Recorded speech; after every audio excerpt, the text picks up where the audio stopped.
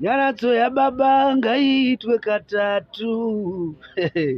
Nyaradzo yamai ngaiitirwe mundege. Zita rangu ndinonzi Ngwazi. Ava ndoda kutenda mafans nekuditsigira kwavari kuita. Ndiri kuona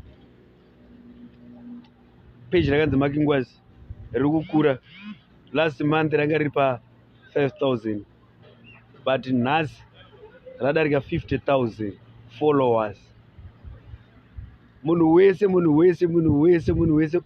udzanai kuti vanhu vafollowe page iroro ndokuti tiende mberi. Handirya pane rimwe page rakanzi Ngwazi remunhu ari kubuda achiposta achiita kunge inini, achitaura zvana Prophet Passion Java, achitaura zvakawanda wanda zvematongerwo enyika zvechi. Munhu iye regai ndikuudze, munhu iye ndomuziva asi handisi kuda kumutaura. Ari kufunga kuti pamwe handimuzivi asi zvakaipa ufunge.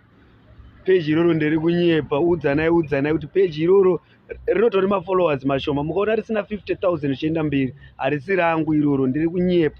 Iroro ndorinonzi riri kunyepa manje. Ndikubudire pachena. Ane pachitauro zvevaimbi vakawanda wanda, zvekutuka vaimbi vakawanda wanda, ndichiita kunge inini ndiri kutuka vaimbi vakawanda wanda. Page iroro musariteedzere. Munhu iye ane chinangwa chake chaainacho.